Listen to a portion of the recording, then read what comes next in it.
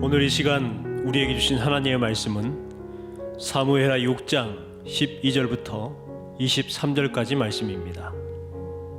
어떤 사람이 다윗 왕에게 아뢰어 이르되 여호와께서 하나님의 궤로 말미암아 오벳에돔의 집과 그의 모든 소유에 복을 주셨다 한지라.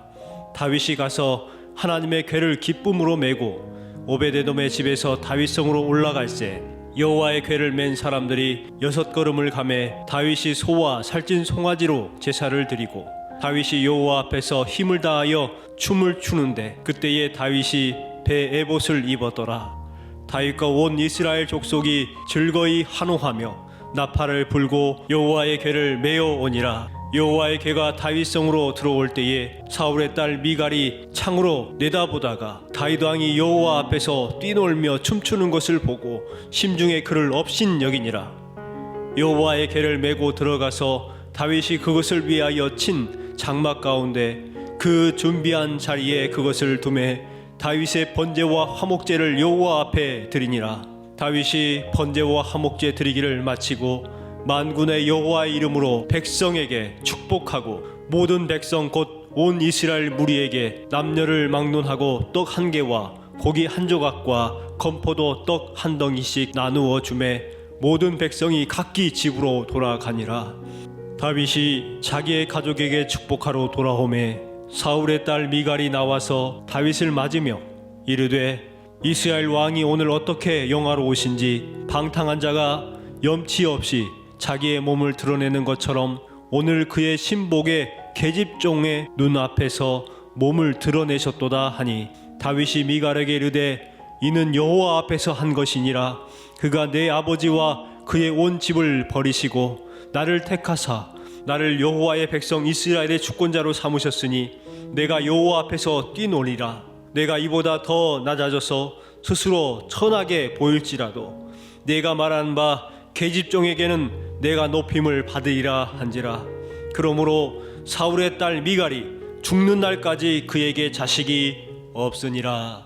아멘. 오늘 주신 말씀을 통해서 더 복을 받으려는 욕심이 필요합니다 라는 제목으로 말씀을 전하려고 합니다. 예수님은 열매 없는 무화과나무 비유를 통해서 신앙생활의 열매가 중요함을 가르쳐 주셨습니다. 열매를 맺지 않는 나무는 때가 되면 찍어 불에 던지신다는 것입니다. 요즘 교회 가운데에 가장 큰 문제는 교인들이 교회를 오래 다녔는데 뚜렷한 변화의 열매가 없다는 것입니다. 불성실하고 책임이 없는 직분자들이 많이 있어요. 적어도 하나님을 믿고 하나님의 말씀을 듣고 배웠다면 이제 신앙의 열매를 맺어야 합니다. 말씀을 듣기만 하고 행하지 않으면 자기 자신을 기만하는 것이 되고 맙니다. 그러므로 성도는 어떤 종류의 열매를 맺어야 할까요? 가장 중요한 것은 먼저 인격의 열매를 맺어야 합니다. 교회에 오래 다니고 예수님을 오래 믿었는데도 그 인격의 변화가 없으면 심각한 문제입니다. 힘들게 하는 사람이 있어도 그 사람을 사랑하고 괴로운 상황에도 기뻐할 수 있고 슬픈 경우에도 화평을 유지하고 고난 가운데도 참고 사람들에게 자비와 양선을 베풀고 내 감정이나 환경에 관계없이 충성할 줄 알고 사람들을 한결같이 부드럽게 대하고 그리고 자기 자신의 탐욕을 절제할 수 있는 이와 같은 인격의 열매가 우리 성도들에게 필요합니다. 또 두 번째 열매는 찬양의 열매입니다. 성경은 분명 우리의 입술의 열매가 있다고 말씀하시죠. 하나님께서 가장 기뻐하시는 입술의 열매가 무엇입니까? 그것은요, 바로 찬송과 감사의 열매예요. 여러분에게 아픔과 괴로움이 있어도 하나님을 찬양하고 감사할 수 있는 그러한 성도의 삶을 살아내야 합니다. 우리가 고난 가운데에 하나님을 찬양하고 고난 가운데에 그 역경을 극복하기 위해서 하나님 앞에 기도하면 몇 갑절의 축복을 우리에게 허락해 주시는 하나님이신 줄 믿습니다. 마지막으로 성경이 말하는 중요한 열매는 재생산의 열매입니다. 이 재생산이라는 것은 하나님께서 나에게 믿음을 허락해 주셨고 그 믿음을 통해서 구원의 삶을 살아갑니다. 그렇다면 나만 그 구원의 삶을 살아가는 것이 아니라 다른 누구인가가 하나님의 은혜 가운데 그도 구원받아서 믿음의 백성으로 구원받는 역사를 일으키는 생명의 재생산이라는 것을 말합니다. 성도들의 삶을 가만히 지켜보면 같은 하나님을 섬기면서도 믿음의 열매가 다르게 나타나는 것을 보게 됩니다. 똑같이 예배를 하고 똑같이 기도하고 똑같이 헌신하는데도 불구하고 어떤 성도는 하나님의 은혜와 기적을 체험하며 살아가고 문제가 생겼을 때에 그 문제를 헤쳐나가는데, 어떤 성도는 끊임없이 문제 앞에 허우적거리는 성도들이 있습니다.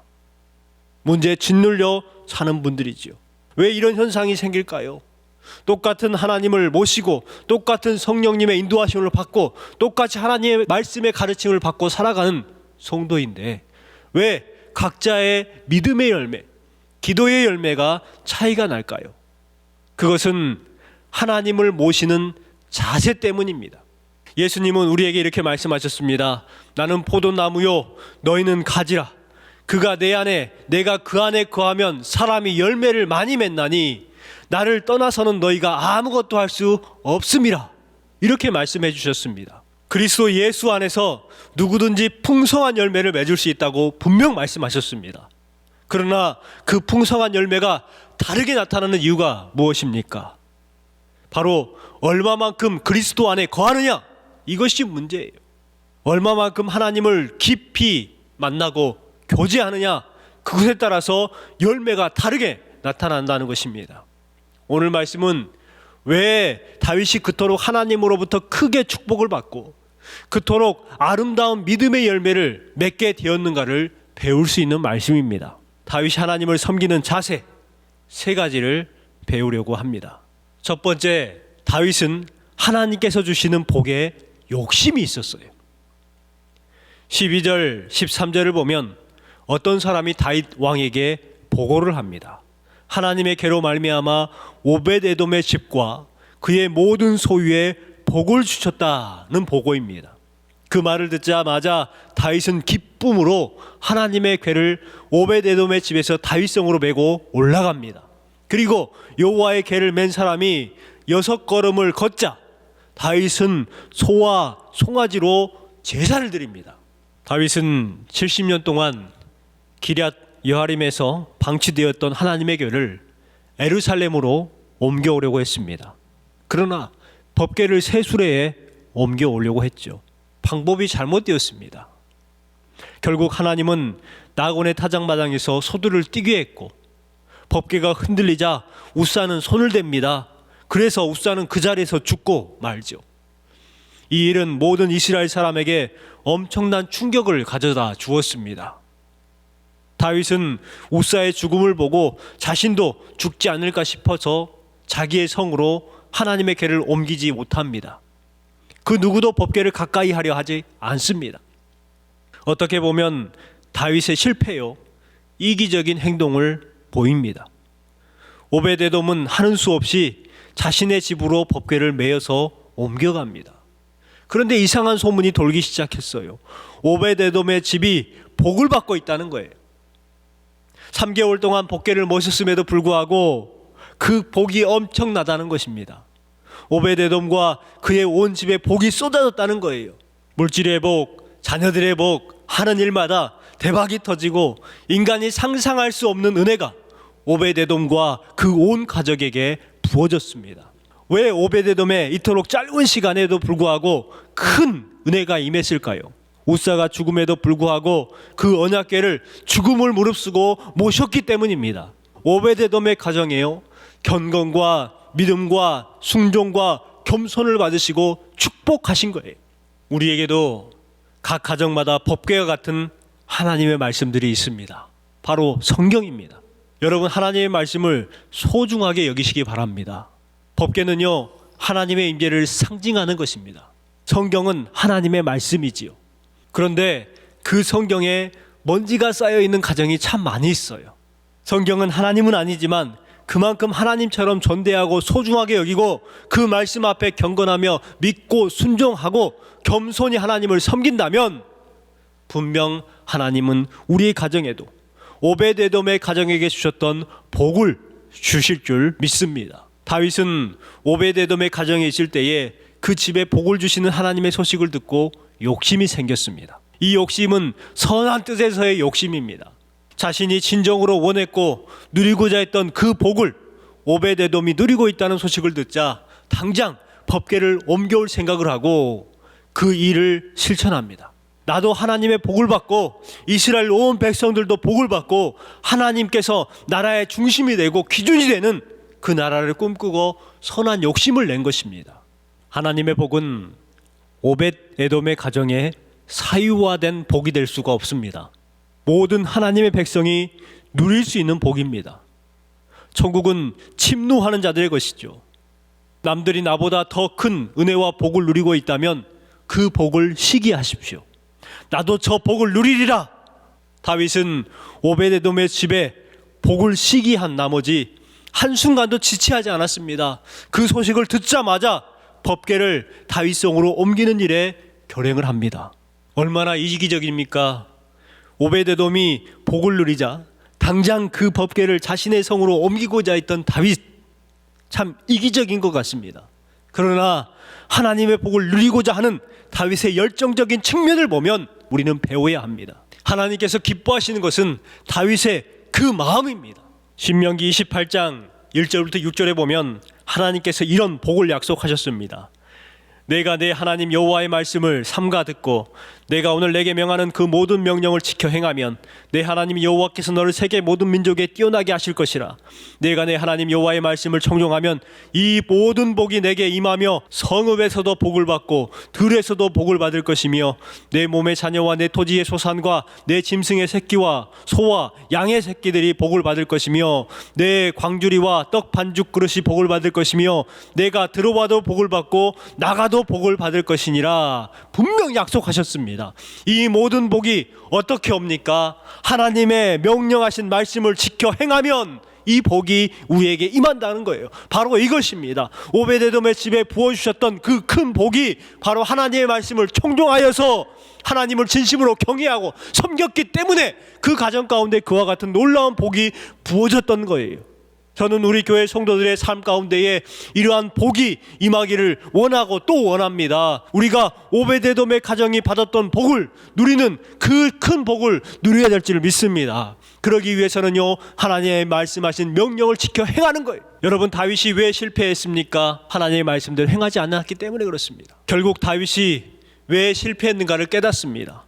그것은 하나님의 말씀을 어겼기 때문이라는 거예요. 하나님의 궤는 어깨에 메어가는 것이요 사람의 손으로 만져서는 안 되는 것입니다. 결국 다윗은 자신의 잘못을 깨닫고 말씀대로 행하기 시작합니다. 이번에는 레위 자손이 법궤를 어깨에 메고 한 걸음 한 걸음 나아가기 시작합니다. 다윗은 오베데돔의 집에서 다윗성으로 올라갈 때에 언약궤를 맨 사람들이 6걸음을 걷자 감사하며 소와 살찐 송아지로 번제와 화목제를 드렸습니다. 13절입니다. 여호와의 궤를 맨 사람들이 6걸음을 가매 다윗이 소와 살찐 송아지로 제사를 드리고 불과 6걸음입니다. 두려움의 자리에서 감격과 기쁨의 자리로 옮겨지는 거리가 불과 6걸음밖에 안 된다는 거예요. 3개월 동안 그렇게 고민했는데, 그렇게 힘들다고 생각했고 어려움에 골치 아파했던 문제인데도 불과 6걸음만 옮기면 해결된다는 것, 얼마나 그동안 헛된 고통의 시간을 보내야 했습니까? 여러분, 축복의 자리는 멀리에 있지 않아요. 가까이에 있습니다. 이제 조금만 더 힘을 내고 말씀을 지켜 순종하면 되는 거예요. 불과 6걸음 남았습니다. 우리의 인생에 축복으로 바뀌는 자리, 그 거리가 여러분 가까이에 있다는 것입니다. 말씀에 순종하고 나아가면 그곳이 축복의 자리가 되는 거예요. 우리는 대단한 일을 해야 하나님께서 복을 주신다고 생각합니다. 다윗의 마음이었죠.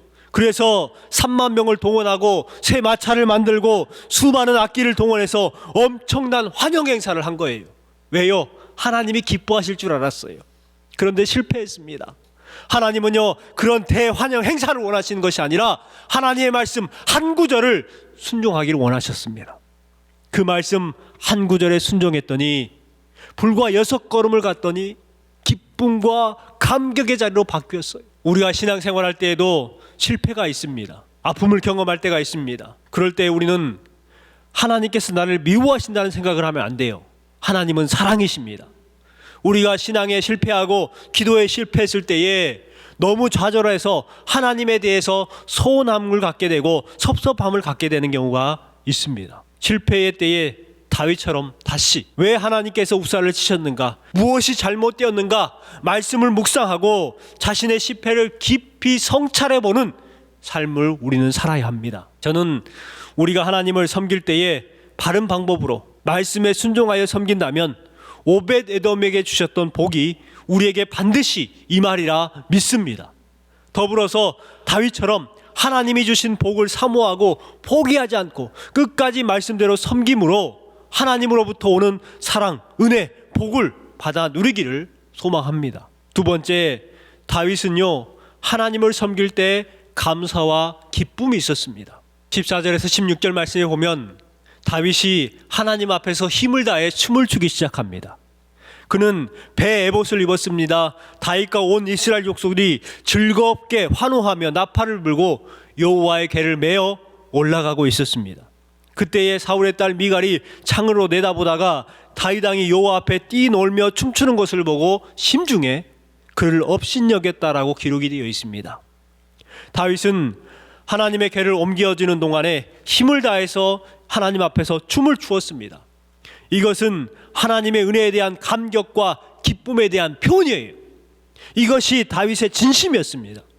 하나님의 은혜가 너무나 감사해서 기뻐 뛰지 않을 수가 없었고 춤추지 않을 수 없다는 거예요.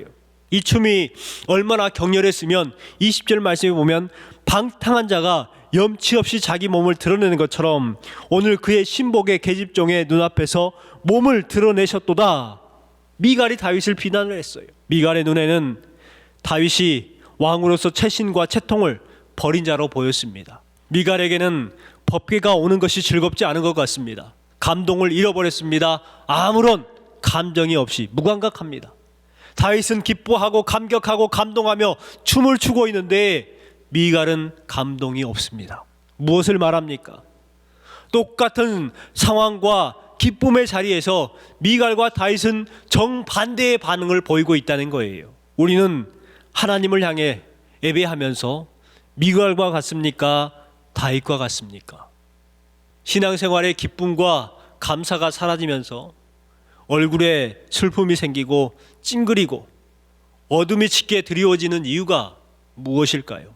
하나님이 주신 은혜와 사랑이 내 안에서 사라지고 있기 때문입니다.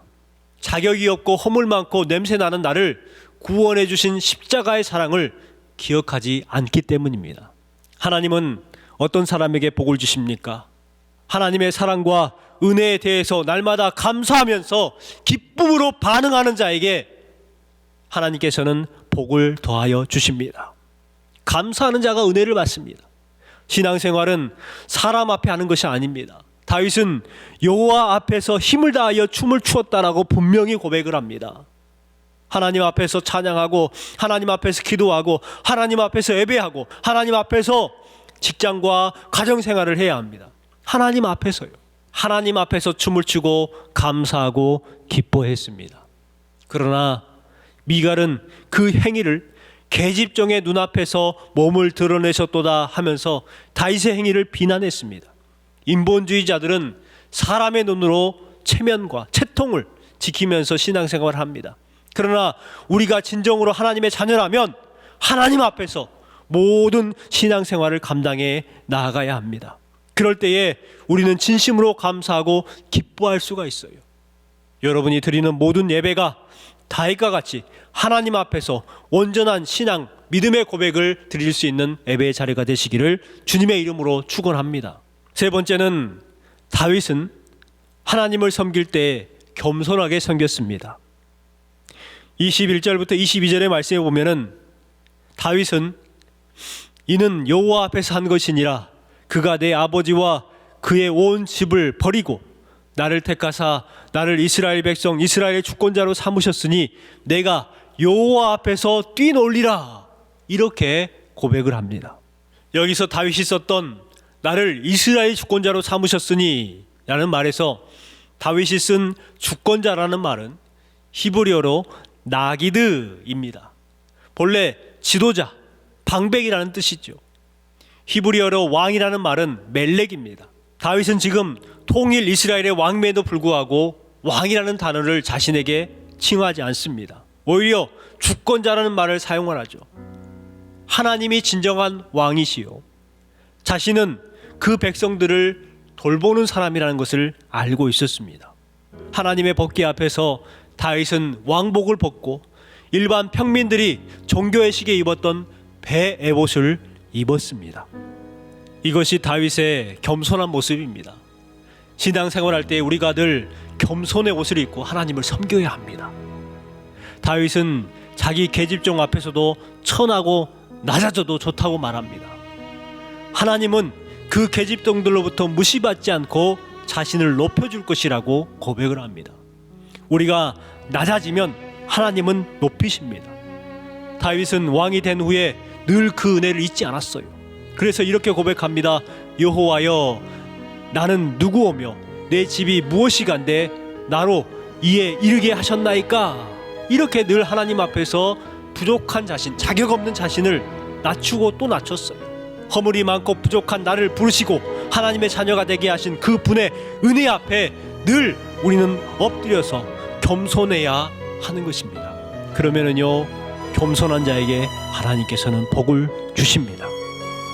여러분, 신앙생활에는 반드시 믿음의 열매가 있어야 합니다. 하나님이 주시는 풍성한 은혜의 열매가 있어야 합니다. 하나님이 주시는 풍성한 삶, 축복의 삶을 누리기 위해서는 오늘 다윗이 하나님 앞에 드렸던 신앙의 자세를 우리도 가져야 합니다.